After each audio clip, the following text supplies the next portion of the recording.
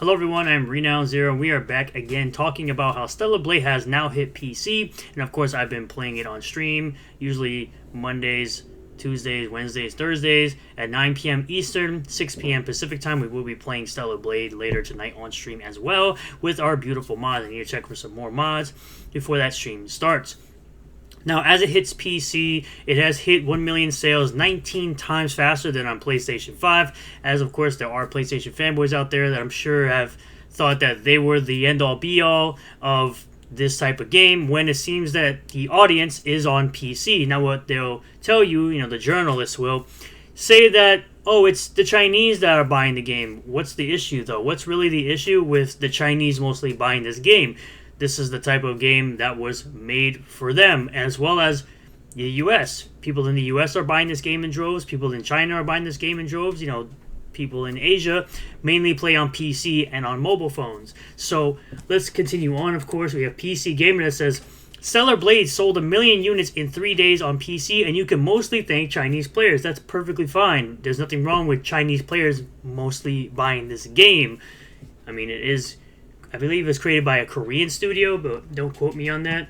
Have you been playing Stellar Blade? If not, you may be some kind of statistical outlier, as Shift Up recently came out and announced that the game had sold over 1 million copies on PC in its first 3 days alone. It's actually at over 3 million copies in total sales, and majority of its sales are, of course, on PC, which isn't bad. I've never done 1 million of anything, let alone in 3 days. So a tip of the hat to the team on that one. No wonder the game crept into Steam's top 100 all-time most played games by concurrent players last weekend.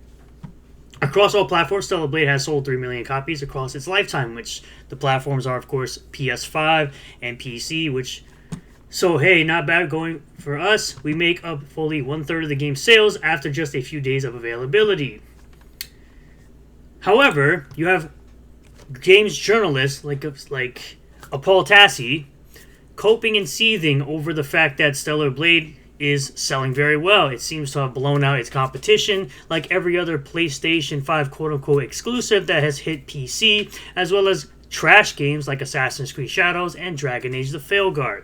He says the Stellar Blade curve is interesting, as you can see just how Asia focused it is. Prime gaming time in the West is pretty much its daily low point. Tweet screenshot prevention, I'm not saying this is bad, so it's well over this concurrent players, by the way. It's closer to 200,000. But you also have the journalist back when the game originally came out that said that women don't look like this. Like, they're literally saying that a body that they originally said that the body that Eve has is unrealistic, as they continue to show you that this is the body model here that literally did the cam footage for the body model of Eve from Stellar Blade, telling you that the body type is, of course, unrealistic. From CL here says, couldn't stop at defending SBI racist, had to graduate to dismissing actual sales as too Asian to matter. Homosexual games journalists have to downplay the success of any game with feminine women not filleting DEI. Intolerant, discrimination crazy hypocrites. Because Paul Tassi is the same guy who was sitting there and praising Dragon Age the Failguard as it completely flopped and couldn't even hit 1 million sales, couldn't even hit 100,000 concurrent players on Steam. But at the same time, you have the Stellar Blade director rejecting the idea of regulating adult mods, saying once the game is purchased, it belongs to the user, being completely based. While some of the world's most puritanical individuals have found themselves clutching their pearls over the adult mod potential for Stellar Blade's PC release, game director Hyung Tae Kim, the same person who created all of the outfits for Eve in Stellar Blade. Yes, that's right. The designs of all the outfits for this game were drawn and designed by a woman. The CEO's wife, by the way, has no interest in trying to police fans' creative interest, as not only does he believe it to be a fool's errand, but he is also a strong proponent of customer ownership.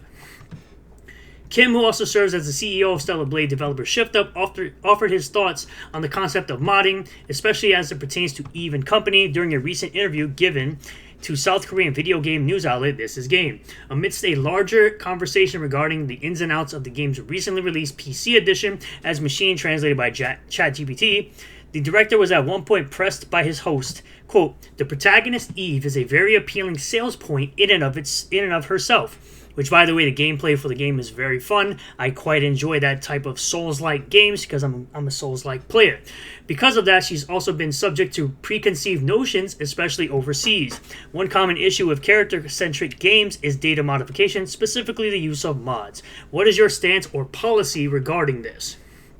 In turn, Kim straightforwardly asserted, "We don't have any set policy on this. In fact, data modification can range from simply increasing the game's speed to completely altering the gameplay itself. As long as it is not being abused, I believe mods can play a positive role by expanding the scope and experience of the game. Currently, right now, my mods that I am using gave Eve a bigger chest and a bigger ass, as well as giving her the Buster Sword from Final Fantasy VII. So it's a lot of fun to have that."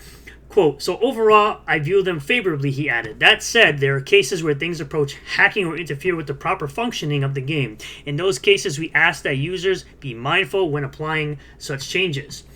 Further, Kim opined, quote, "Modders still need to ramp up their firepower a bit. It's still lacking. At this point, I think the official content still has the upper hand." So he's challenging modders to make better mod content. That is absolutely awesome.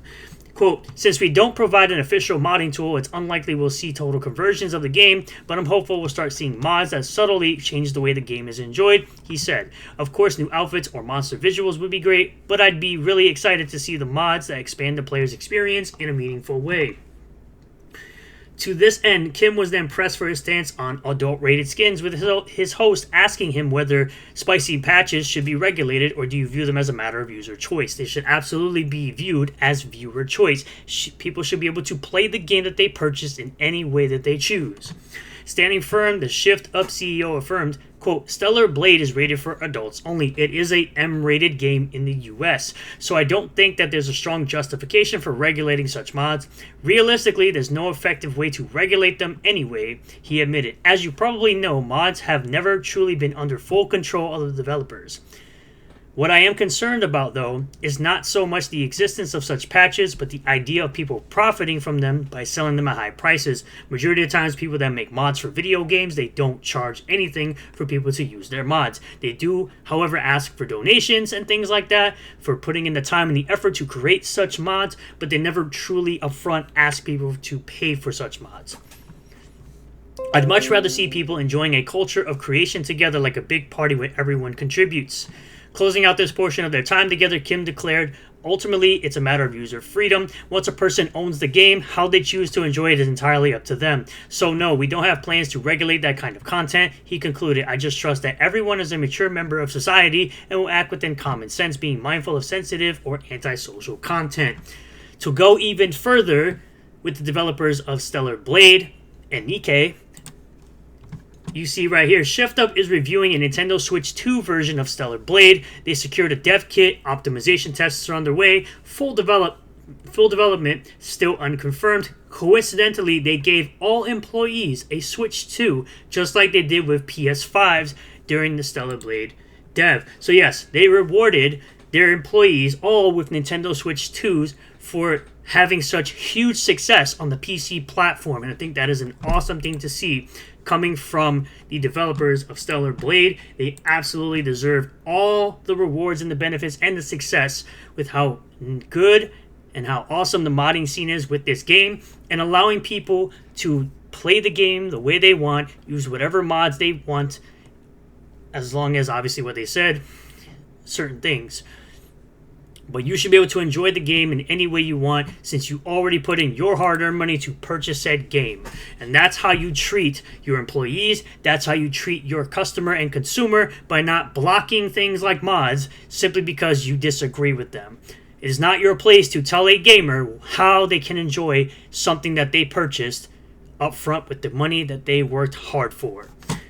Thank you all for checking out this video. I really do appreciate all the new subscribers, returning subscribers, new viewers, and returning viewers. If you did like this video, smash the like button, comment below if you feel all this, subscribe for more content, hit the bell for notifications, set the bell to all. That way you'll get a notification anytime I post a new video or go live on this channel. Like I said, we are going to be playing Stellar Blade some more at 9 p.m. Eastern Standard Time, 6 p.m. Pacific Time, so do not miss out on that stream. And I will see you all on the next video.